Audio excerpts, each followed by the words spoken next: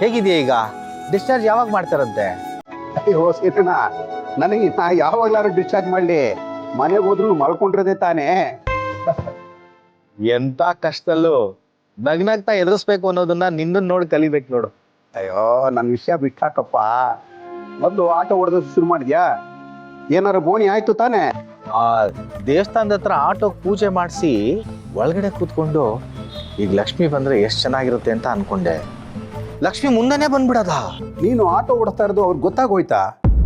ಇಲ್ಲ ಇಲ್ಲ, ನನ್ನ ಅದೃಷ್ಟ ಮಾಸ್ಕ್ ಹಾಕೊಂಡಿದ್ದೆ, ಗೊತ್ತಾಗ್ಲಿಲ್ಲ. ಹಿಂಗ್ ಹೋಗ್ಬಿಟ್ಟು ಹಂಗ್ ಬರ್ತಾ ಇದ್ದೀನಿ, ಯಾರೋ ಆಟೋ ಅಂದಂಗಾಯ್ತು. ಬಂದ್ ನೋಡಿದ್ರೆ ಲಕ್ಷ್ಮಿ. ಓ, ಅವಳನ್ನು ಕೂರಿಸ್ಕೊಂಡು ಮಾಸ್ಕ್ ಹಾಕೊಂಡು ಗೊತ್ತಾಗದಂಗೆ ಅವಳಿಗೆ ಎಲ್ಲಿ ಕೇಳಿದ್ಲು ಅಲ್ಲಿ ಬಿಟ್ಟೆ. ಯಾ ನನ್ನ ಲಕ್ಷ್ಮಿ ನನ್ನ ಮೊದಲನೇ ಬೋಣಿ ಮಾಡಿದ್ಲಲ್ಲ, ಅದೇ ನನಗೆ ಖುಷಿ. ಅಂತೂ ಎಲ್ಲ ನೀನು ಅನ್ಕೊಂಡಾಗೆ ಆಯ್ತು ನೋಡು. ಅದಕ್ಕೆ ನಾನು ತೊಳೋದು ನಿಮ್ಮಿಬ್ಬರದು ಜನ್ಮ ಜನ್ಮದ ಅನುಬಂಧ ಅಂತ. ಆದ್ರೂ ಚಿನ್ನಪ್ಪ, ಅವಳ ಮುಂದೆ ಹಿಂಗ್ ಮಾಸ್ಕ್ ಹಾಕೊಂಡು ಅವಳ ಮುಖ ತೋರಿಸ್ದೆ ಇದ್ದಿದ್ದಕ್ಕೆ ಏನೋ ಕಳ್ತನ ಮಾಡ್ತಿದ್ದೀನೇನೋ ಅಂತ ಅನ್ನಿಸ್ತು.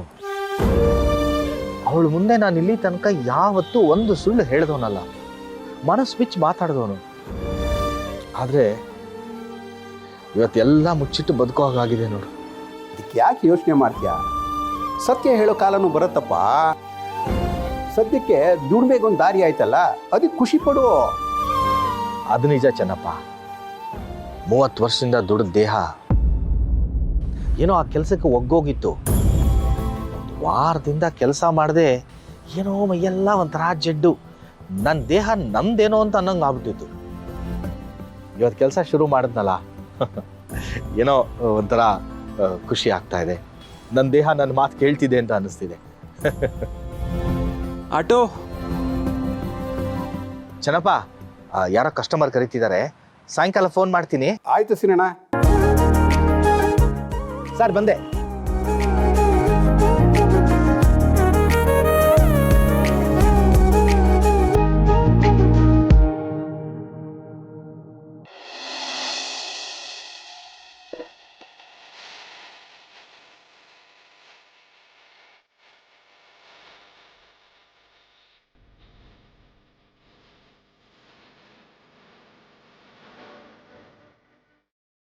ಚಿನ್ನು ಮರಿ ನೋಡಿ, ಆ ಸೀರೆ ಎಷ್ಟು ಸುಕ್ಕಾಗಿದೆ. ಕೊಡಿ, ಐರನ್ ಮಾಡ್ಕೊಡ್ತೀನಿ. ಅಯ್ಯೋ, ಇದಕ್ಕೆ ಐರನ್ ಎಲ್ಲ ಯಾಕೆ? ಐರನ್ ಮಾಡಿಲ್ದಿರೋ ಸೀರೆ ಉಟ್ಕೊಂಡು ಹೋದ್ರೆ ಅವರೇ ನನ್ನ ಮನೆಯಿಂದ ಆಚೆ ಕಳಿಸ್ತಾರ. ಅದು ಅಲ್ಲದೆ ನೀವು ಐರನ್ ಎಲ್ಲ ಮಾಡೋದು ಬೇಡ. ಪರವಾಗಿಲ್ಲ, ಕೊಡಿ. ಬೇಡ ರೀ, ಸುಮ್ಮನೆ ಇರಿ. ಪರವಾಗಿಲ್ಲ ಅಂತ ಹೇಳಿದ್ನಲ್ಲ, ಕೊಡಿ. ಬೇಡ ಅಂತ ಹೇಳ್ತಿದ್ದೀನಲ್ಲ.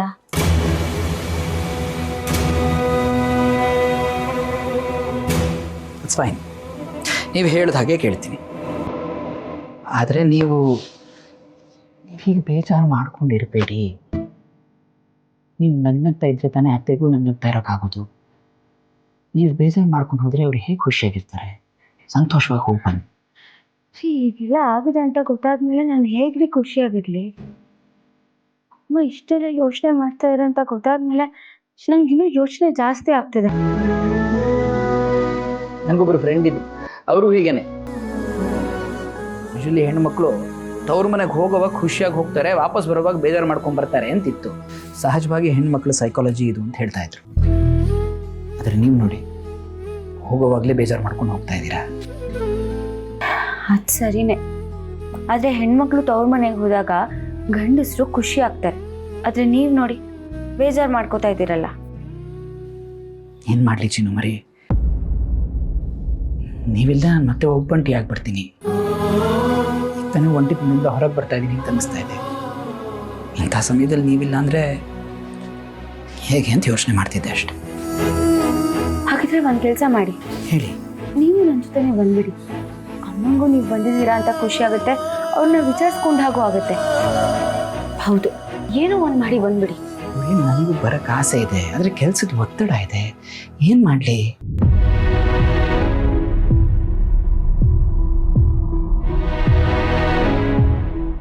What, it's fine. ಅತ್ತೆ ಹುಷಾರಿಲ್ಲ ಅಂತ ಗೊತ್ತಾದ್ಮೇಲೆ ನನಗೂ ಕೆಲಸ ಮಾಡೋಕ್ಕೆ ಮನಸ್ಸಿಲ್ಲ.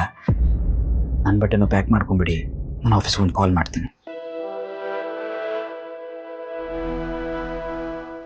ಹಲೋ, ಹಾಂ ಕುಮಾರ್, ಇವತ್ತು ನನ್ನ ಮೀಟಿಂಗ್ಸ್ ಎಲ್ಲ ದಯವಿಟ್ಟು ಕ್ಯಾನ್ಸಲ್ ಮಾಡಿಬಿಡಿ.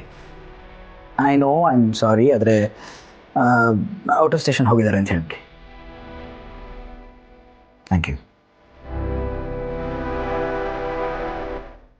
ಚಿನ್ನು ಮರಿ, ಈಗಲಾದರೂ ನಿಮಗೆ ಸಮಾಧಾನನಾ?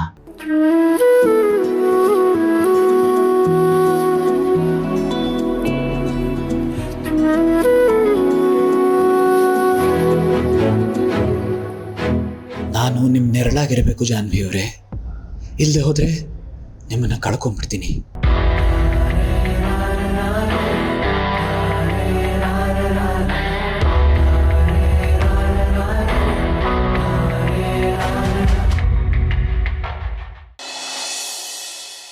ಕ್ಷಮಿಸಿ ಅತ್ತಿಗೆ, ನನ್ನ ಮಾತಿಂದ ನಿಮ್ಮ ಮನಸ್ಸಿಗೆ ನೋವಾಯಿತು ಅನಿಸುತ್ತೆ. ಇಲ್ಲ ಲಕ್ಷ್ಮಿ, ನಿನ್ನ ಮಾತಿಂದ ನನಗೆ ಎಷ್ಟು ಅನ್ಯಾಯ ಆಗಿದೆ ಅಂತ ಗೊತ್ತಾಗ್ತಾ ಇದೆ. ಒಂದಲ್ಲ ಒಂದಿನ ನೀನಿಷ್ಟು ವರ್ಷ ಕಣ್ಣೀರು ಹಾಕಿದ್ದಕ್ಕೆ ಪ್ರತಿಫಲ ಸಿಕ್ಕೇ ಸಿಗುತ್ತೆ. ನೀನು ಯಾರನ್ನು ದೂರ ಮಾಡ್ಕೊಂಡಿದ್ಯೋ ಅವರೇ ಖಂಡಿತ ಬಂದು ನಿನ್ನನ್ನು ಒಪ್ಕೊಳ್ಳೋವಂಥ ದಿನ ಬಂದೇ ಬರುತ್ತೆ. ಆ ಭರವಸೆ ನಿನಗಿರಬೇಕು ಅಷ್ಟೆ. ಸರಿ ಲಕ್ಷ್ಮಿ, ನಾನು ಇನ್ನು ಹೊರಡ್ತೀನಿ. ಅವ್ರು ಆಗಲೇ ಫೋನ್ ಮಾಡಿದ್ರು. ಲೇಟಾಗಿ ಹೋದರೆ ಎಲ್ಲಿ ನಿಮ್ಮ ಮನೆಗೆ ಬಂದಿದ್ದೀನೋ ಅಂತ ಅವ್ರಿಗೆ ಅನುಮಾನ ಶುರು ಆಗಿಬಿಡುತ್ತೆ. ನಾನಿನ್ನು ಬರಲಾ? ಒಂದು ನಿಮಿಷ ಇರಿ ಅತ್ತಿಗೆ, ಬಂದೆ.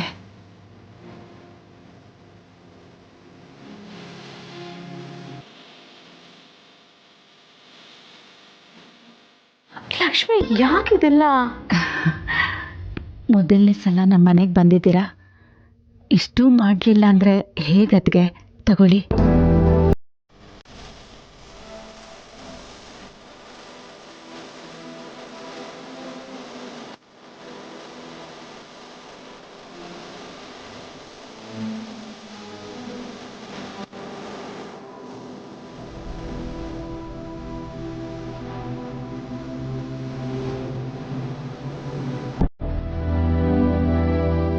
ತಗೊಳ್ಳಿ ಅತ್ತಿಗೆ, ನನಗೆ ಆಶೀರ್ವಾದ ಮಾಡಿ. ಲಕ್ಷ್ಮಿ, ಯಾವಾಗಲೂ ಹೇಗೆ ನನ್ನ ಗಂಡನ ಜೊತೆ ಸಂತೋಷವಾಗಿರು.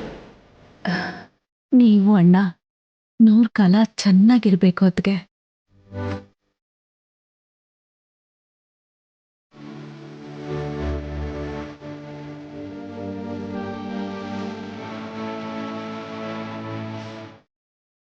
ತಗೊಳ್ಳಿ ಅತ್ತಿಗೆ. ನನಗೆಷ್ಟೆಲ್ಲ ಮಾಡ್ತಾ ಇದೆಯಾ, ಆದರೆ ತವ್ರ ಮನೆಯಿಂದ ನಿನ್ಗೆ ಅರ್ಶಿನ ಕುಂಕುಮ ಕೊಡೋ ಭಾಗ್ಯನೇ ನನಗಿಲ್ವಲ್ಲ ಲಕ್ಷ್ಮಿ. ಆ ಭಾಗ್ಯನ ಆ ಭಗವಂತ ಯಾವಾಗ ನನಗೆ ಕರುಣಿಸ್ತಾನೋ ಗೊತ್ತಿಲ್ಲ ಲಕ್ಷ್ಮಿ. ಆ ಪುಣ್ಯ ಯಾವಾಗ ಬರುತ್ತೋ ನನಗೂ ಗೊತ್ತಿಲ್ಲ ಅತ್ತಿಗೆ.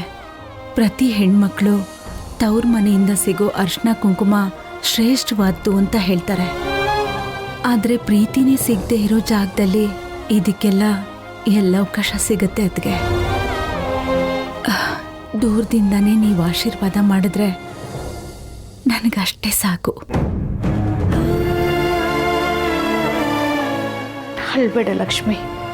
ಇವತ್ತು ತವ್ರ ಮನೆ ನಿನ್ನಿಂದ ದೂರ ಇರ್ಬೋದು, ನಾಳೆ ಆ ತವ್ರ ಮನೆ ನಿಂದೆ ಆಗುತ್ತೆ. ನಿನ್ನ ಆಸೆ ಕನಸು ಎಲ್ಲ ನಿಜ ಆಗುತ್ತೆ.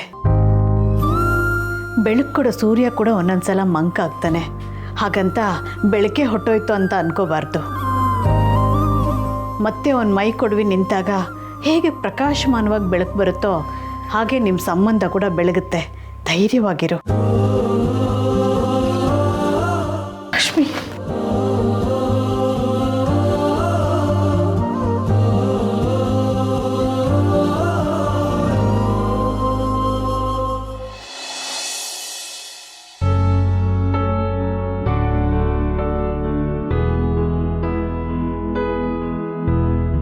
ಅತ್ತೆ, ತಗೊಳ್ಳಿ ಕಾಫಿ.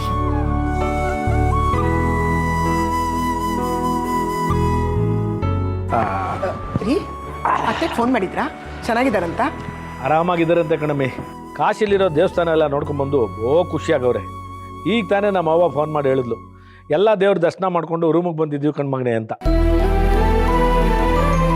ಇವಾಗ ನನಗೆ ಖುಷಿ ಆಯ್ತು ರೀ. ಅದಕ್ಕಿಂತ ಖುಷಿಯಾಗಿರೋ ವಿಷಯ ಹೇಳ್ತೀನಿ ತರ್ಕಳಮ್ಮಿ. ನೈ ತತ್ತಲ್ಲಿ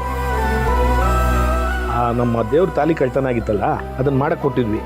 ಈಗ ಬಂದದೆ, ನೀವಿಬ್ಬರು ಇದನ್ನು ಹೊಸಿ ನೋಡಿ ಡಿಸೈನ್ ಹಂಗೈತೆ ಅಂತ ಹೊಸಿ ಹೇಳಿ. ವಾವ್ ಮಾವ, ತುಂಬ ಚೆನ್ನಾಗಿದೆ. ಅತ್ತೆ ನೋಡಿ, ಚೆನ್ನಾಗಿದೆ ಅಲ್ವಾ?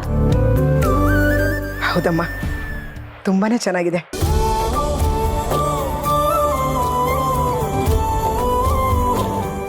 ಆ ದೇವ್ರ ಹೆಸರಲ್ಲಿ ಒಡವೆ ಮಾಡಿಸಿದ್ರೆ ಬೇರೆ ಒಡವೆಗಿಂತ ತುಂಬಾ ಕಳೆ ಇರುತ್ತೆ. ಅದಕ್ಕೆ ದೇವಿ ಮಹಿಮೆ ಅನ್ನೋದು. ಹೌದು ಅತ್ತೆ, ಇದನ್ನ ದೇವಿ ಮೇಲೆ ಹಾಕಿದ್ಮೇಲೆ ಇನ್ನೂ ಚೆನ್ನಾಗಿ ಕಾಣುತ್ತೆ. ಒಟ್ಟಿನಲ್ಲಿ ನಿಮ್ಮಿಬ್ಬರಿಗೂ ಇಷ್ಟ ಆಯ್ತಲ್ಲ, ಅಷ್ಟು ಸಾಕು ನನಗೆ. ತಾಯಿ ತಾಳಿನ ಇಷ್ಟ ಇಲ್ಲ ಅನ್ನೋಕ್ಕಾಗತ್ತಾ? ಲೇ ಸಿದ್ದೇಗೌಡ, ಬಲ್ಲ ಇಲ್ಲಿ. ಏನಪ್ಪಾಜಿ? ಆ ದೇವ್ರ ತಾಲಿ ಮಾಡಕ್ ಕೊಟ್ಟಿದ್ವಲ್ಲ, ಬಂದದೆ, ನೀನು ಸಿ ನೋಡ್ಲಾ ತತ್ರ ಮೇಲಿ.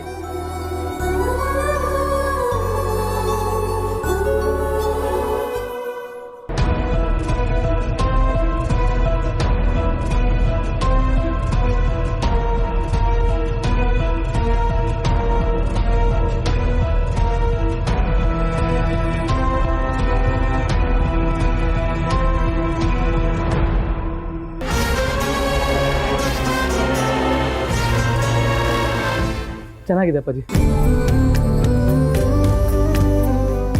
ಇನ್ನ ಮಗ ಒಪ್ಕೊಂಡ್ಮೇಲೆ ದೇವಿ ಕೊರಳಿಗೆ ಹಾಕಕ್ ಕೊಟ್ಬಿಡೋಣ ರೀ. ಅದಕ್ಕಿಂತ ಮುಂಚೆ ದೇವ್ರ ಮುಂದೆ ಇಟ್ಟು ಪೂಜೆ ಮಾಡ್ಬೇಕಣ್ಣಮ್ಮಿ. ಹಂಗೆ ಕೊಡಕ್ಕಾಗತ್ತಾ? ತಗೊಳವಾ, ಇನ್ನು ಆ ದೇವ್ರ ಮುಂದೆ ಇಟ್ಟು ಹೊಸ ಪೂಜೆ ಮಾಡ್ಕೊಡವ. ಸರಿ ಮಾವ.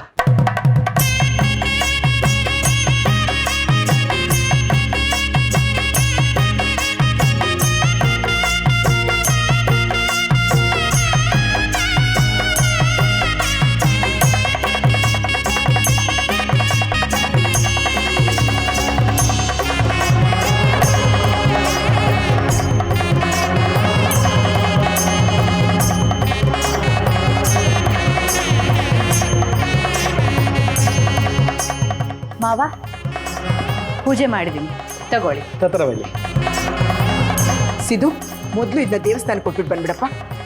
ಸರಿ ಕಣವ. ತಗೊಳ್ಳ ಸಿದ್ದೇಗೌಡ, ಇದನ್ನ ಮೊದಲು ಕೊಟ್ಟಿದ್ವಲ್ಲ.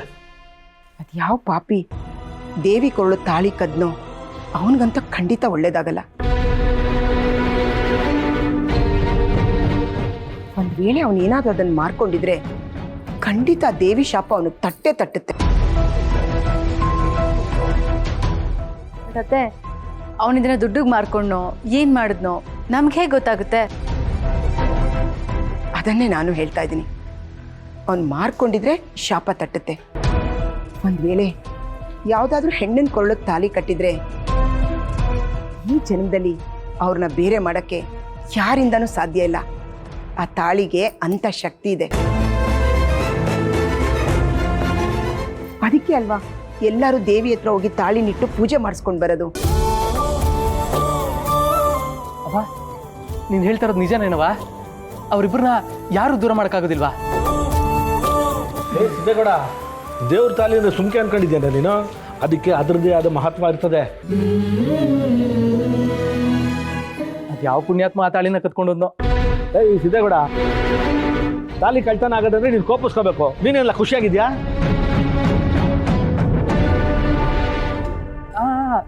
ನಾನು ಖುಷಿಯಾಗಿರೋದು ತಾಳಿ ಕಳ್ತನ ಆಗಿರೋದು ಕಲಾಪಜಿ. ಆ ತಾಳಿ ಕಟ್ಟಿದ್ರೆ ಗಂಡ ಹೆಂಡತಿ ಇಬ್ರು ದೂರ ಆಗಲ್ಲ ಅಂದ್ರಲ್ಲ, ಅದಕ್ಕೆ ಖುಷಿಯಾಗಿರೋದು. ಆ ಕದ್ದೋನು ಅಂತ ಒಳ್ಳೆ ಕೆಲಸ ಮಾಡಿದ್ರೆ ಸಾಕು, ಅವರಿಬ್ಬರಿಗೂ ಆ ದೇವರ ಆಶೀರ್ವಾದ ಇರ್ತದೆ. ಸರಿ, ನಾನು ಇದನ್ನ ದೇವಸ್ಥಾನದಲ್ಲಿ ಕೊಟ್ಟು ಬರ್ತೀನಿ.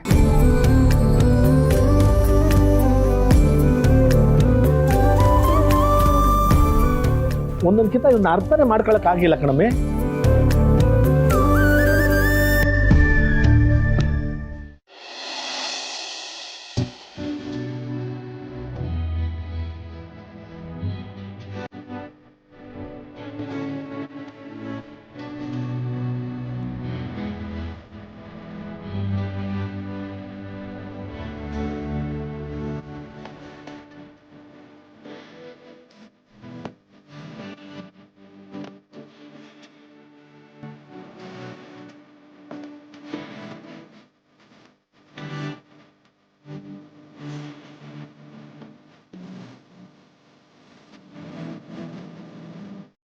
ತಗೋ, ತಿನ್ಬಿಟ್ಟು ಹೇಳು ಟೇಸ್ಟ್ ಹೇಗಿದೆ ಅಂತ.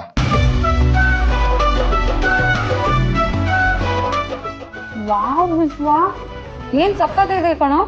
ಯಾರು ನಿಂಗೆ ಈ ರೆಸಿಪಿನ ಹೇಳ್ಕೊಟ್ಟಿದ್ದು? ಹೇಳು, ನಿನ್ ಗರ್ಲ್ ಫ್ರೆಂಡ್ ಹೇಳ್ಕೊಟ್ಲಾ? ಏಯ್, ನಿನಗೆ ಅದನ್ನು ಬಿಟ್ಟು ಬೇರೆ ಏನು ಮಾತಾಡೋಕ್ಕೆ ವಿಷಯನೇ ಇಲ್ವಾ? ನನಗೆ ಯಾವ ಗರ್ಲ್ ಫ್ರೆಂಡು ಹೇಳ್ಕೊಟ್ಟಿದ್ದಲ್ಲ, ನನ್ನ ಹಾಸ್ಟೆಲ್ ಮೇಟ್ಸ್ ಹೇಳ್ಕೊಟ್ಟಿದ್ದು. ಆಯ್ಕೆ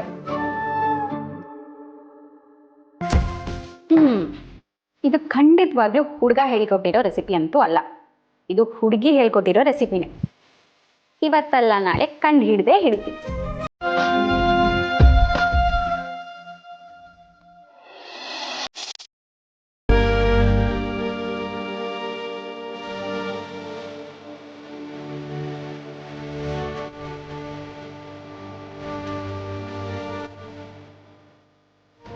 ಮೇಡಮ್ ರೇ, ಏನ್ ಮೇಡಮ್ ರೇ, ಆಗ್ಲೇ ಕೆಲಸ ಮುಗಿಸಿ ಮನೆಗೆ ಹೋಗ್ತಿರೋಗಿದೆ?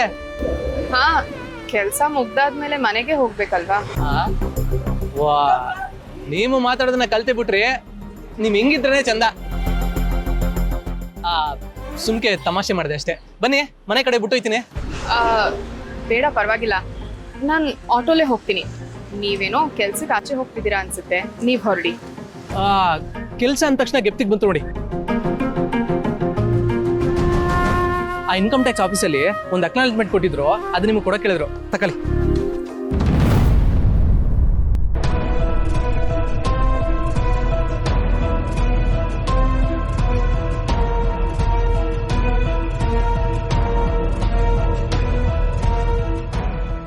ಇದೇನು ತಾಳಿ? ಮದ್ವೆಗಾಗ್ಲೇ ತಾಳಿ ಮಾಡಿಸ್ಬಿಟ್ಟಿದಾರಾ? ಹಾ, ಇದು ಆ ತಾಳಿ ಅಲ್ಲ ಮೇಡಮ್ ಅವರೇ, ಇದು ದೇವ್ರ ತಾಳಿ. ಅದೇ ನಿಮ್ಗೆ ಉತ್ಸವಕ್ಕೆ ಬಂದಿದ್ರಲ್ಲ, ಆ ದೇವಸ್ಥಾನದಲ್ಲಿ ದೇವಿ ತಾಳಿ ಕಳ್ತನ ಆಗಿತ್ತು. ಅದಕ್ಕೆ ನಮ್ಮ ಅಪ್ಪಾಜಿ ಹೊಸ ತಾಳಿ ಮಾಡ್ಕೊಡ್ತಾರೆ.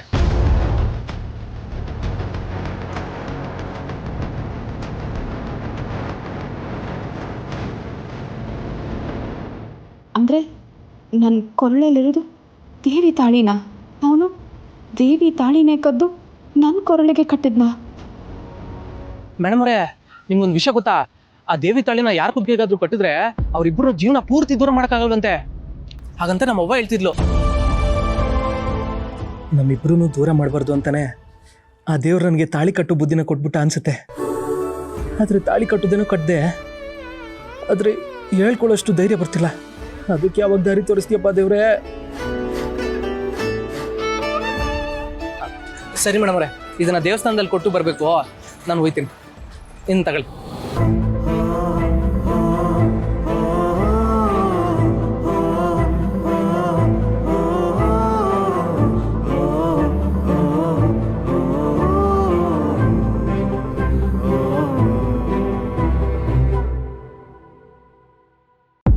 ಮೊದಲು ಈ ತಾಳಿ ಕಟ್ಟೋನು ಯಾರು ಅಂತ ತಿಳ್ಕೊಬೇಕು.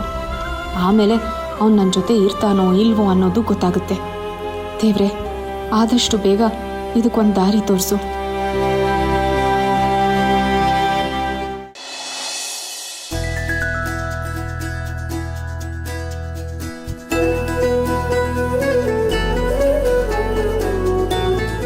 ಸರಿ ಲಕ್ಷ್ಮಿ, ನಾನಿನ್ನು ಹೊರಡ್ತೀನಿ. ಅಮ್ಮ, ನಾನಿನ್ನು ಬರ್ತೀನಿ. ಆಗಾಗ ಮನೆಗೆ ಬಂದು ಹೋಗ್ತಾ ಇರಮ್ಮ. ಲಕ್ಷ್ಮಿಗೆ ತುಂಬ ಸಂತೋಷ ಆಗುತ್ತೆ. ಸರಿ ಅಮ್ಮ, ಬರ್ತೀನಿ. ವೀಣಾ, ನಿಮ್ಮ ಅತ್ತೆನ ಚೆನ್ನಾಗಿ ನೋಡ್ಕೊಮ್ಮ. ತಾಯಿ ಥರ ಅತ್ತೆ ಸಿಗೋದು ತುಂಬ ಅಪರೂಪ. ನಿನಗೆ ಸಿಕ್ಕಿದೆ, ಜೋಪಾನ ನೋಡ್ಕೊ. ಆಯಿತು ಖುಷಿ ಪುಟ. ಮುಂದಿನ ಸರಿ ಬರುವಾಗ ಚಾಕ್ಲೇಟ್ ತೊಗೊಂಬರ್ತೀನಿ. ಈ ಸಲ ಇದನ್ನು ತಗೋ. ಅದ್ಗೆ ಇದೆಲ್ಲ ಯಾಕೆ? ಇರಲಿ ಬಿಡು ಲಕ್ಷ್ಮಿ, ಮಕ್ಕಳಿರೋ ಮನೆಗೆ ಬರೀ ಕೈಲಿ ಬರಬಾರ್ದು. ನನಗೆ ಗೊತ್ತಿರಲಿಲ್ಲವಲ್ಲ ಖುಷಿ ಇದ್ದಾಳೆ ಅಂತ. ಅದಕ್ಕೆ ಅವಳು ತೊಗೊಳ್ಳಿಲ್ಲ ಅಂದರೆ ನನಗೆ ಬೇಜಾರಾಗುತ್ತೆ. ನೀನು ಆಮೇಲೆ ಹೋಗಿ ಚಾಕ್ಲೇಟ್ ತಗೋ. ಈ ವಯಸ್ಸಲ್ಲಿ ಎಷ್ಟು ಜಾಣೆ ನೋಡೋಳು. ಸರಿ ಬಿಡ, ಬರ್ತೀನಿ ಬರ್ತೀನಿ ಬರ್ತೀನಿ ಲಕ್ಷ್ಮಿ. ಸರಿ ಅದಕ್ಕೆ. ಭಾವನಾ, ಸರಿಯಾದ ಸಮಯಕ್ಕೆ ಬಂದೆ. ಅದಕ್ಕೆ ಇವಳು ನನ್ನ ಎರಡನೇ ಮಗಳು ಭಾವನಾ ಅಂತ. ಹೊರಗೆ ಇವಳ ಬಗ್ಗೆ ಹೇಳಿದ್ನಲ್ಲ. ಭಾವನಾ, ಇವ್ರು ನನಗೆ ತುಂಬಾ ಬೇಕಾಗಿರೋರು. ಭಾವನಾ, ನೀನೇನು ಯೋಚನೆ ಮಾಡಬೇಡಮ್ಮ. ಖಂಡಿತ ನಿನಗೆ ಮದುವೆ ಆಗುತ್ತೆ. ಈ ಪ್ರಪಂಚದಲ್ಲಿ ಒಂದು ಗಂಡಿಗೆ ಒಂದು ಹೆಣ್ಣನ್ನ ಆ ದೇವರು ಸೃಷ್ಟಿ ಮಾಡೇ ಇರ್ತಾನೆ. ನಿನ್ನ ಜೀವನದಲ್ಲಿ ದುರ್ಘಟನೆ ನಡೆದಿರ್ಬೋದು, ಆದರೆ ಖಂಡಿತ ಒಂದು ಒಳ್ಳೆ ದಿನ ಬಂದೇ ಬರುತ್ತೆ. ಸುಖವಾಗಿ ಬಾಳ್ತೀಯ ನೀನು. ಬರ್ತೀನಮ್ಮ. ಒಳ್ಳೇದಾಗ್ಲಮ್ಮ. ಲಕ್ಷ್ಮಿ, ನಾನೇನು ಬರ್ತೀನಿ. ಸರಿ.